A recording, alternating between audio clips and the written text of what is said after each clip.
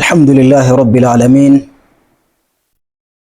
والصلاة والسلام على سيد الأولين والآخرين سبحانك لا علم لنا إلا ما علمتنا إنك أنت العليم الحكيم رب اشرح لي صدري ويسر لي أمري واحلل عقدة من لساني يفقه قولي. Louange à Allah, le tout miséricordé, le très miséricordé, Seigneur de l'univers. Nous lui demandons de nous assister, de nous accompagner, de nous faciliter l'accomplissement des bonnes œuvres. Nous demandons à Allah subhanahu wa ta'ala que sa salut et sa bénédiction soient sur le sceau du prophète Mohammed sallallahu alayhi wa sallam, ainsi que tous les membres de sa famille et tous ceux qui vont emboîter les pas jusqu'au jour de la résurrection. Inch'Allah, nous allons continuer dans notre série du mois de Ramadan. Et dans cette séance, Inch'Allah, par la grâce de Dieu, nous allons essayer de voir qu'est-ce qui se passe au début du mois de Ramadan. Qu'est-ce qui se passe au début du mois de Ramadan? Qu'est-ce qui se passe afin que l'homme puisse vraiment se préparer et bénéficier de ceci? Qu'Allah nous fasse comprendre. Il est rapporté de la part d'Abu Huraira chez Imam Muslim, أن رسول الله صلى الله عليه وسلم قال: إذا جاء رمضان فتحت أبواب الجنة وغلقت أبواب النار وصفدت الشياطين. Le prophète sallallahu alayhi wa sallam, il nous dit, si le mois de Ramadan vient, فتحت أبواب الجنة, les portes du paradis seront ouvertes, وغلقت أبواب النار, et celles de l'enfer seront fermées, وصفدت الشياطين, et les shayatin, les diables seront enchaînés. Ce hadith est rapporté chez Imam Muslim. Également, chez Imam Muslim, selon un compagnon qui répond au nom de Abu Anas, an Abi Anas, radiyallahu anhu, qala, sami'tu Aba Hurairata yaqul. Il dit, lui a entendu Abu Huraira dit, qala Rasulullah sallallahu alayhi wa sallam, que le prophète sallallahu alayhi wa sallam a dit, إذا كان رمضان, s'il fit le mois de Ramadan, c'est-à-dire que quand le mois de Ramadan vient, فتحت أبواب الرحمة, les portes de la miséricorde seront ouvertes. Si le mois de Ramadan vient, les portes de la miséricorde seront ouvertes. وغلقت أبواب جهنم, et les portes de Jahannama qui est l'enfer seront fermées. وسلسلة الشياطين, et les shayatin seront enchaînés et bloqués, ils ne peuvent pas faire ce qu'ils avaient l'habitude de faire. Rawahu Muslim, ce hadith aussi est rapporté par Imam Muslim, selon ce qu'on a vu tout à l'heure. Et chez Imam Tirmizi, il rapporte aussi de la part d'Abu Huraira également, il dit que le prophète sallallahu alayhi wa sallam, il dit, إذا كان أول ليلة من رمضان, s'il fut la première nuit du mois de Ramadan, excusez-moi mon français si c'est comme ça, vous allez m'aider. S'il fut la première nuit du mois de Ramadan, ce qui veut dire quand la première nuit du mois de Ramadan vient, suffidat shayatin, les shaitans seront enchaînés, wa maradat al-jinn, et les rebelles, les djinns qui sont rebelles, eux aussi seront enchaînés. وَغُلِّقَتْ أَبْوَابُ النِّيرَانِ, et les portes de tous les enfers seront fermées. وَلَمْ يُفْتَحْ مِنْهَا بَابٌ, et il n'y aura aucune porte de l'enfer qui sera ouverte tant que le mois de Ramadan n'a pas pris fin. وَفُتِحَتْ أَبْوَابُ الْجَنَّةِ, et que tous les portes du paradis seront ouvertes. وَلَمْ يُغْلَقْ مِنْهَا بَابٌ, et aucune de ces portes ne sera jamais fermée tant que le mois de Ramadan n'a pas pris fin. Wa yunadi munadin, un appelé va appeler pour dire, Ya baghi al-khayr aqbil, toi qui veux le bien, avance. Wa ya baghi al-sharr aqsir, et toi qui veux le mal, alors abstiens-toi, arrête-toi. Walillahi utaqa, et Allah a des affranchis.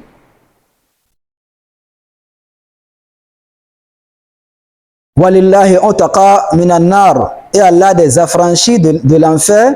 Wa dhalika fi kulli laylatin, cela se passe chaque nuit du mois de Ramadan. C'est-à-dire que la dernière partie du hadith, Allah subhanahu wa ta'ala, il a des gens qui les affranchit, qui les admet pour le paradis, et il les affranchit de l'enfer chaque nuit du mois de Ramadan. Voilà les hadiths qui sont venus par rapport à cette question. Cela se passe au début du mois de Ramadan. Et il y a d'autres hadiths qui ne sont pas, l'authentification n'est pas à un niveau vraiment élevé. C'est pour cela qu'on n'a pas cité ces hadiths-là. Sinon, les trois hadiths qu'on a cités, les deux premiers hadiths se trouvent chez Imam Muslim et l'autre se trouve chez Imam Tirmizi. Il y a d'autres hadiths qui disent que quand la première nuit vient, Allah subhanahu wa ta'ala, il regarde les gens, celui qui voit qu'il est en train de fournir le fort, Allah subhanahu wa ta'ala va le regarder par la miséricorde. Et une fois que Allah subhanahu wa ta'ala a regardé l'homme par sa miséricorde, une fois que sa miséricorde a touché l'homme, jamais Allah ne le punira plus. Ce hadith n'est pas trop authentifié, c'est pour cela qu'on n'a pas voulu citer ces hadiths. Mais les trois hadiths sont authentifiés et nous avions entendu ce qui est dans ces hadiths-là. Alors nous allons essayer, Inch'Allah, par la grâce de Dieu, d'essayer d'expliquer ce que Dieu nous a facilité pour qu'on puisse vraiment détailler certaines questions qui vont nous permettre vraiment de comprendre ce qui est dans ces trois hadiths-là. Dans les trois hadiths, il y a quelques questions qui sont venues. Premièrement, le prophète sallallahu alayhi wa sallam, il nous dit, au début du mois de Ramadan, quand le mois de Ramadan vient, les portes de l'enfer seront fermées, elles ne seront ouvertes jusqu'à la fin du mois de Ramadan. Celles du paradis seront ouvertes, elles ne seront pas fermées jusqu'à la fin du mois de Ramadan. Les shayatines seront aussi enfermés, quand ils seront enchaînés, ils seront empêchés à réagir librement, avec la liberté qu'ils avaient, comme ils avaient l'habitude de le faire, ainsi que les rebelles parmi les djinns qui font du mal, eux aussi seront empêchés, ils seront enchaînés jusqu'à la fin du mois de Ramadan. Wa yunadi munadi, et il y aura quelqu'un qui sera en train d'appeler, chaque fois pour rappeler les gens, toi qui veux le bien, avance, continue, toi qui veux le mal, toi qui veux faire le mal, abstiens-toi, arrête-toi. Et aussi chaque nuit, Allah subhanahu wa ta'ala, il a des admis au paradis, des affranchis de l'enfer, et cela se passe chaque nuit. Voilà les 5 questions qui sont venues dans ces 3 hadiths-là. Alors, pour commencer, nous allons dire que tout ce qui a été cité dans ces hadiths font partie des choses qui sont invisibles. Et par rapport à ces questions, on ne peut pas expliquer comment ça va se passer. Parce que nous savions que la croyance, c'est une chose invisible. Quand on dit la croyance, ça veut dire que c'est le fait de croire à ce qui est invisible. Nous tous, nous savions que Shaitan existe. Et nous croyons qu'Allah subhanahu wa ta'ala, il existe. Nous savions que les anges, ils existent. Nous savions que l'enfer existe et le paradis existe. Maintenant, comment Allah subhanahu wa ta'ala, il ferme les portes de l'enfer, ça, ce n'est pas de notre affaire. Il nous a informé, on n'a qu'à croire. Comment Allah subhanahu wa ta'ala, il ouvre les portes du paradis et que ça serait ouvert grandement, on ne sait pas comment, ce n'est pas notre affaire, on n'a qu'à croire, c'est fini. Comment les shayatines seront enchaînés, ça, ce n'est pas de notre affaire, on ne sait pas comment ça va se passer. C'est Allah qui nous a dit, on n'a qu'à croire comme ça, c'est fini. Quand on croit, nous allons comprendre, mais il faut pas chercher à savoir d'abord comment ça se passe avant de croire. Il faut croire. L'ouverture des portes de paradis et la fermeture des portes de l'enfer et l'enchaînement des shayatines et l'emprisonnement, tout cela fait partie des choses invisibles. Nous devons croire à ça, comme Allah subhanahu wa ta'ala, comme son messager sallallahu alayhi wa sallam nous a informé par rapport à ça. Également, le fait que, comme on dit, l'appeleur serait en train d'appeler celui qui veut du bien. Le prophète ne nous a pas dit c'est qui. On n'a qu'à croire et nous allons bénéficier de tout cela. Également, le fait que les gens seront affranchis, c'est ce que nous cherchons. Ça aussi, ça existe. Nous allons voir toutes ces questions-là dans ces 3 hadiths. Nous demandons à Allah subhanahu wa ta'ala de nous faciliter. Alors, si nous avions compris que ce qui est dit, c'est des choses invisibles et que nous devons croire à ça, si nous voulons bénéficier de ce qui est dans ces hadiths-là, nous devons croire à ça et laisser Allah faire son affaire. Nous n'avons pas besoin de savoir comment Allah enchaîne les djinns et les shayatines et comment Allah ouvre les portes du paradis, comment Allah il ferme les portes de l'enfer. Ça, ce n'est pas expliqué. Nous n'avons pas besoin de chercher l'explication. Allah subhanahu wa ta'ala, il a voulu que son prophète nous informe de ce qui est là. J'avais oublié une question, 6e question, il a dit aussi que les portes de la miséricorde aussi seront ouvertes. Alors, les questions deviennent 6. Alors, les portes du paradis seront ouvertes, les portes de la miséricorde d'Allah seront ouvertes, les portes de l'enfer seront fermées, les shayatines seront enchaînées. Comme on dit, il y aura un appeleur qui sera en train d'appeler pour ceux qui veulent faire du bien, pour ceux qui veulent obtenir du bien, il n'a qu'à avancer, à continuer à chercher. Et ceux qui veulent vraiment faire du mal, il n'a qu'à s'abstenir parce que ce n'est pas le bon moment, ce n'est pas un moment là où on fait du mal, sinon ça devient grave. Également, Allah subhanahu wa ta'ala, il a des gens qui l'ont franchi chaque nuit du mois de Ramadan jusqu'à la fin du mois de Ramadan. Ça fait 6 questions qui sont citées dans ce hadith. Maintenant, la question qui suit, vraiment, on se pose cette question. Le prophète sallallahu alayhi wa sallam, c'est quelqu'un qui ne blague pas. Il ne dit pas des bêtises. Tout ce qu'il dit, c'est vrai. Parce que lui ne prononce pas une parole si ce n'est pas une révélation de la part d'Allah subhanahu wa ta'ala. Comment se fait que quand le mois de Ramadan arrive, nous allons voir que certains, malgré que les shayatines sont enchaînés, certains continuent à commettre des péchés. Et dans la plupart des cas, les gens accusent le shaitan pour dire vraiment, quand on commet une erreur, on dit voilà, c'est shaitan. C'est shaitan qui est derrière tout ça là. Quand on se comporte avec la paresse, quand on n'a pas eu le courage, on n'est pas motivé pour faire de bonnes actions, on dit c'est shaitan. Voilà que shaitan, il est enchaîné. Pourquoi maintenant les gens continuent à commettre des interdictions? Il y a des gens qui vont forniquer. Ils forniquent dans le mois de Ramadan. D'autres vont consommer l'alcool. D'autres vont faire, quand ils vont aller chez les charlatans. En tout cas, tout ce que nous connaissons comme de mauvaises actions, ça se passe auprès de la part de certains pendant le mois de Ramadan. Comment se fait que les shaitans, les shayatines et même les djinns rebelles, ils sont enchaînés et que cela se passe? Inch'Allah, nous allons essayer d'expliquer un peu, qu'Allah nous fasse comprendre. Également, pourquoi aussi ceux qui souffrent des problèmes spirituels, ils continuent à souffrir pendant le mois de Ramadan? Nous savions qu'il y a des gens qui souffrent des problèmes spirituels. Si c'est la possession de djinns, que ce soit les djinns amoureux, que ce soit les sorciers, que ce soit tout, pourquoi les gens continuent à souffrir malgré que le mois de Ramadan est là, le mois de la miséricorde, le mois de grâce? Pourquoi les gens n'arrivent pas à bénéficier de toutes ces questions? Également, pourquoi c'est difficile pour certains vraiment d'accomplir des bonnes œuvres, tandis que, ou même malgré que le shaitan qui empêchait les gens vraiment à faire du bien et à s'abstenir du mal, il est en congé? Pourquoi les gens n'arrivent pas vraiment à accomplir des bonnes œuvres pendant ce mois-là, alors que Allah subhanahu wa ta'ala, il nous a délivrés de notre ennemi injuré, notre bête noire qui nous surveille pour nous faire du mal? Pourquoi les gens n'arrivent pas vraiment à accomplir des bonnes œuvres et pourquoi certains se sentent vraiment paresseux pendant ce mois-là? Tout ce qu'ils font là, ils font ça vraiment avec la paresse, malgré que vraiment Shaitan il est en congé. Qu'est-ce qui se passe? Nous demandons à Allah subhanahu wa ta'ala de nous faciliter la compréhension. Alors tout ce qui est dit, c'est comme ça, parce que c'est remarquable. Mais avant de commencer, il faut qu'on se rappelle que pendant ce mois, il est remarquable que beaucoup de gens vraiment, ils retournent vers Allah subhanahu wa ta'ala. Pendant le mois de Ramadan, la plupart des gens vraiment, ils se retournent vers Allah subhanahu wa ta'ala. Ils s'orientent vers Allah subhanahu wa ta'ala. Ils changent leur comportement. Mais seulement que chez la plupart, ils n'arrivent pas à faire assez. Ils n'arrivent pas vraiment à changer ce qu'il devait être changé catégoriquement. Ils n'arrivent pas vraiment à se comporter sérieusement plus que ce qu'on dit de la manière dont cela doit être fait pendant le mois de Ramadan. Ils n'arrivent pas vraiment à se comporter correctement. Mais quand même, nous allons remarquer que pendant le mois de Ramadan, il y a un changement qui se fait.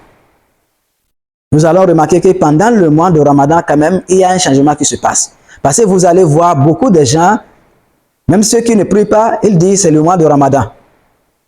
Et ceux qui faisaient certaines choses, ils disent c'est le mois de Ramadan. On dirait que c'est le mois de Ramadan qu'ils sont en train d'adorer. Vous allez voir qu'ils vont laisser beaucoup de leurs comportements. Et certains, dans ce mois, ils continuent. Tandis que d'autres, ils vont freiner. Quand le mois de Ramadan finira maintenant, ils vont encore reprendre.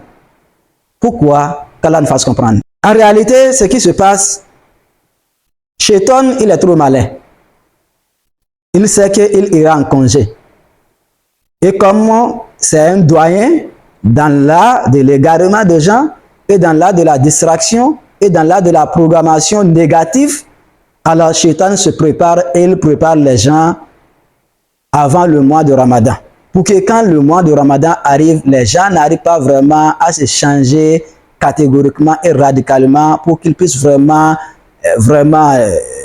dépasser, pour qu'ils puissent vraiment surmonter et vraiment arriver à vaincre le shaitan et et qu'il aille vers Allah subhanahu wa ta'ala. Qu'est-ce qui se passe? Prenons un exemple. Donc, nous savions que dans la vie, celui qui a une activité et qu'il a des apprentis ou bien il a des employés, dans le cas il veut s'absenter, qu'est-ce que la personne va faire? Si vous avez une boutique et vous avez des employés qui travaillent avec vous, vous voulez aller au marché, ou bien vous voulez aller en ville pour se ravitailler, ou bien vous allez voyager à un pays étranger pour aller vraiment faire des affaires, qu'est-ce qui va se passer? Vous allez planifier votre absence, organiser les activités et partager les tâches à tout un chacun de vos employés.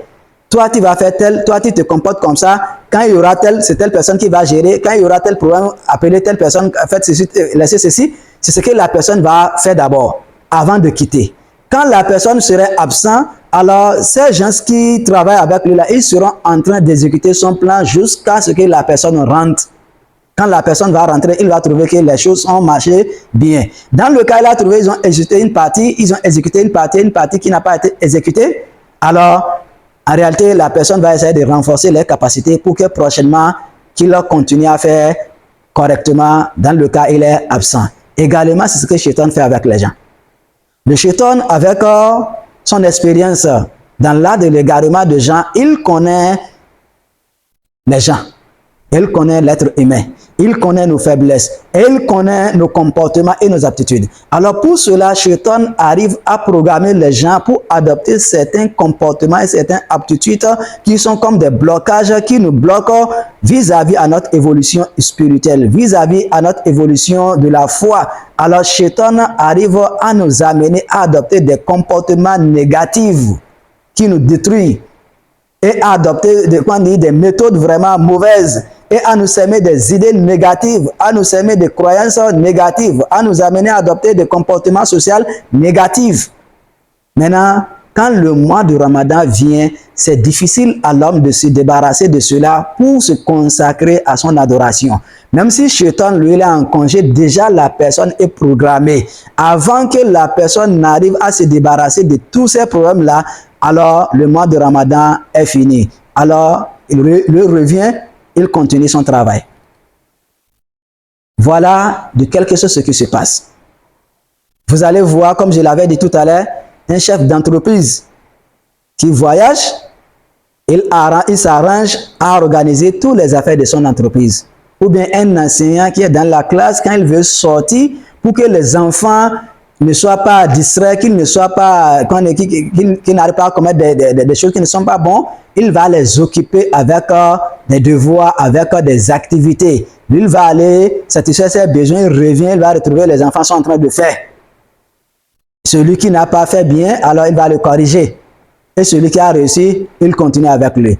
Alors, dans le mois de Ramadan, Shaitan, comme il sait, il va aller en congé. Lui, il s'arrange à programmer les gens, à adopter des comportements donnés négatifs, à adopter des idées négatives, à adopter des aptitudes négatives qui vont nous empêcher vraiment à avancer vers Allah subhanahu wa ta'ala et qui vont nous bloquer par rapport à notre évolution spirituelle. Et par rapport à ce dont j'avais dit, les gens qui souffrent des problèmes spirituels également, c'est la même chose qui se passe. En réalité, les shayatins sont en congé. Mais pour ces gens-là, peut-être nous allons produire une vidéo qui va parler de ces questions.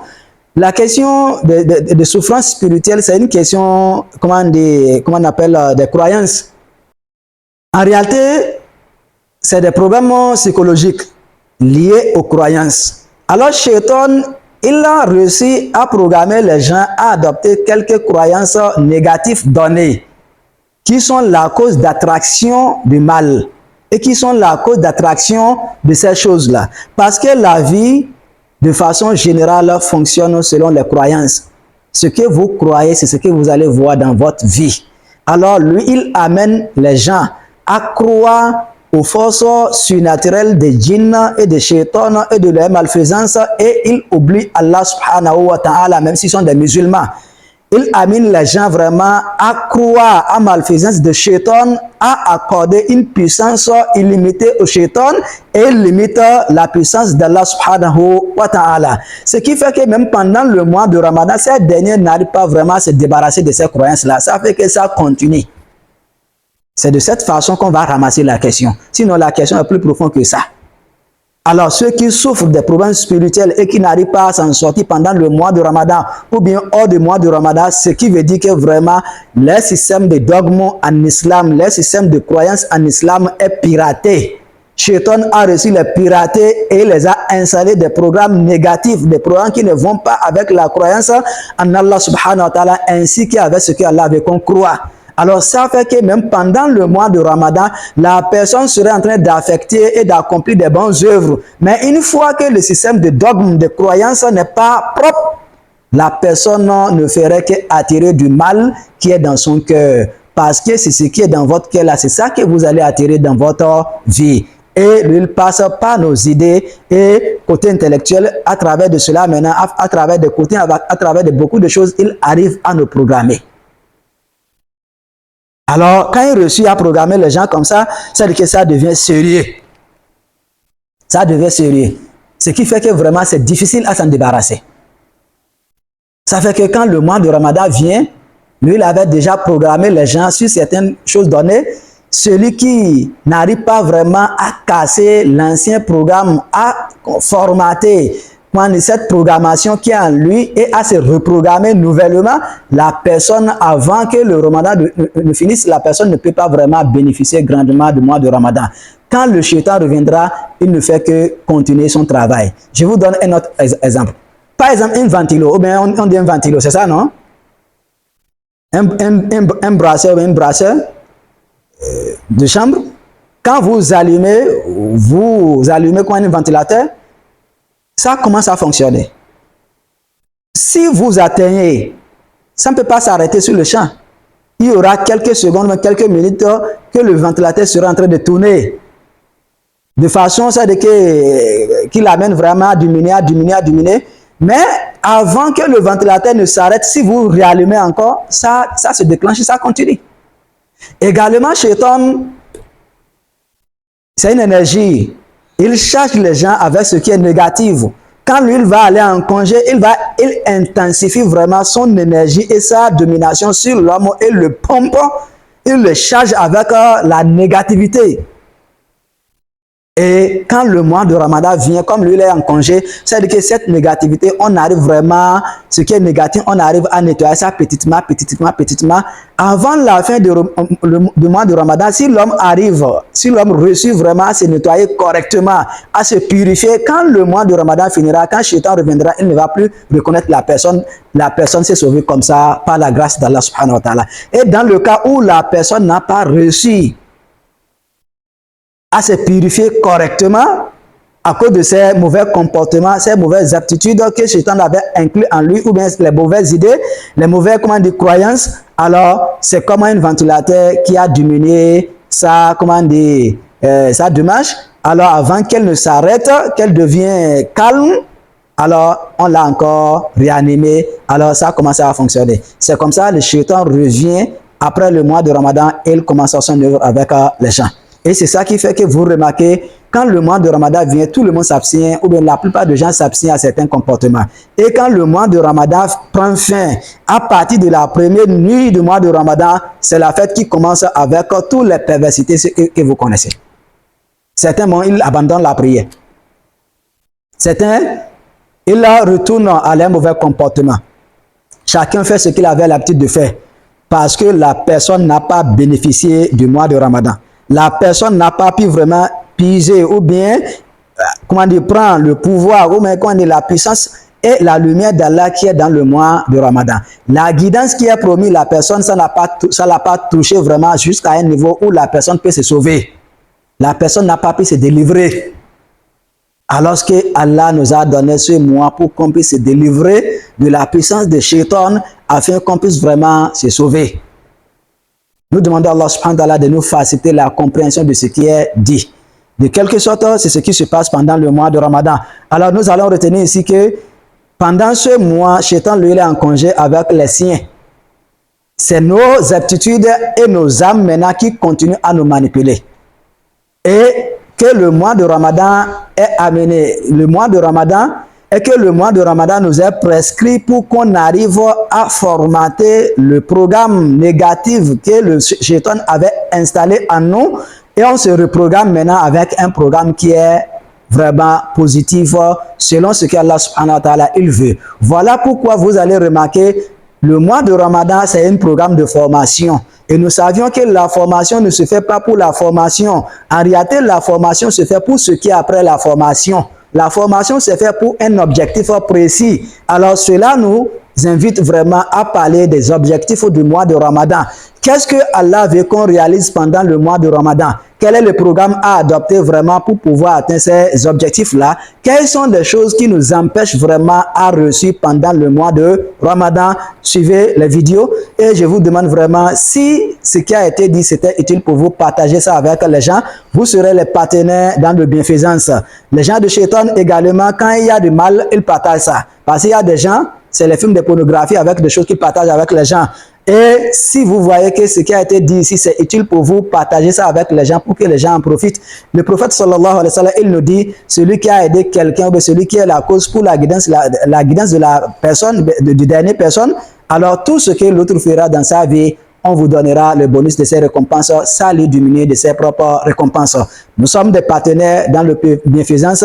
Alors, toute personne qui suivra cette vidéo, je lui demande pour l'amour de Dieu d'essayer de partager ça avec les gens qui pensent qu'ils sont intéressés par rapport à ces questions. Ne soyez pas avares dans le bien. Et le prophète social nous a dit que l'homme ne peut pas croire à ce qu'il aime pour son frère, ce qu'il aime à lui-même dans ce qui est bon. Nous demandons à Allah subhanahu wa ta'ala de nous assister et suivez la suite de ces vidéos. Subhanakallahumma bihamdika ashhadu an la ilaha illa anta astaghfiruka wa atubu ilayk.